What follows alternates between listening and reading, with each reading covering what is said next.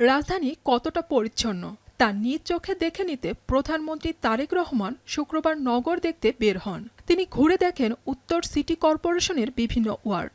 এর আগে ঢাকা দক্ষিণের ওয়ার্ড ঘুরে দেখার অভিজ্ঞতাও ছিল প্রধানমন্ত্রীর।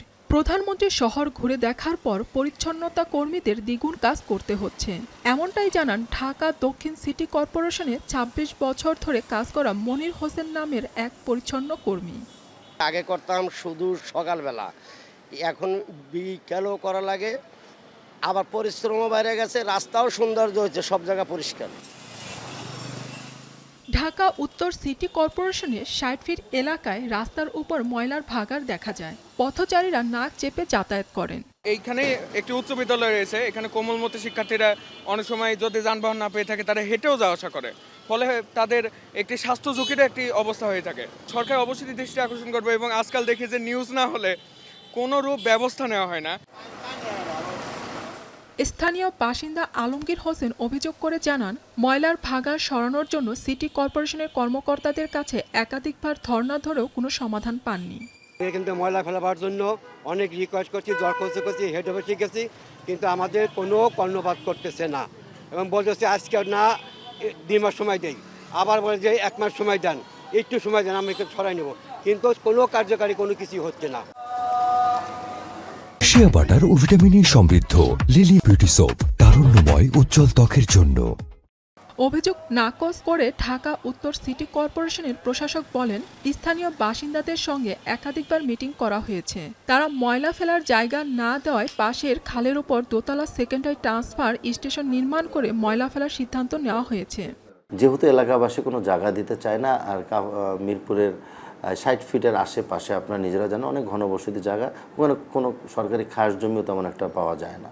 বিধায় আপাতত খালের উপরে আমরা এলিভেটেড করে একটা ব্রিজের মতো করে সেখানে একটা আরসিসি দিয়ে পাইলিং করে আমরা একটা এসটিএস নির্মাণ করব। সেটা ইনশাল্লাহ আশা করছি খুব দ্রুত, যেহেতু বৃহস্পতিবার দিন গিয়েছি এবং এলাকার গণ্যমান্য ব্যক্তিরা ছিলেন, তারাও এটাকে অ্যাপ্রিসিয়েট করেছে, ওখানে করবে। এখন থেকে আর রাস্তাঘাটে আপনারা সেটা দেখতে পারবেন না। ঢাকা দক্ষিণ সিটি কর্পোরেশনের প্রশাসক বলেন, সরকার প্রধানের নির্দেশনা অনুযায়ী কাজ করে শহরকে পরিষ্কার পরিচ্ছন্ন রাখব।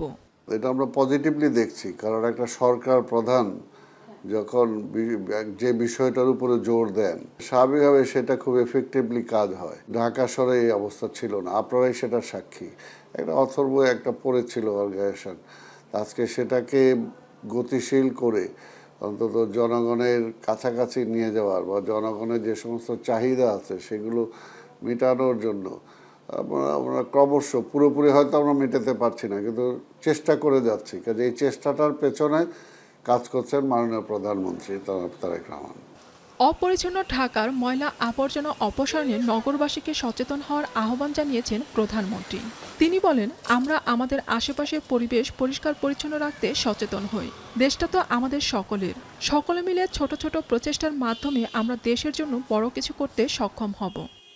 আমরা যদি নিজেরা সচেতন হই, যত্রতত্র যদি আমাদের ব্যবহারকৃত আবর্জনাগুলো যদি যত্রতত্র আমরা না ফেলে দিই, আমরা যদি একটি নির্দিষ্ট জায়গায় এই আবর্জনাকে জমা করি এবং নির্দিষ্ট উপায়ে যদি এটাকে পরে ধ্বংস করি, তাহলে যেমন আমাদের পরিবেশটি ভালো থাকবে, ঠিক একইভাবে আমরা আমাদের পরিবেশটাকে সুন্দরভাবে রাখতে পারবো। দেশ ও দেশের মানুষকে ভালোবেসে ক্ষুদ্র হলেও দেশের জন্য ভালো এমন কাজ করতে বলেন প্রধানমন্ত্রী। জিনাত জান কবির, এখন, ঢাকা।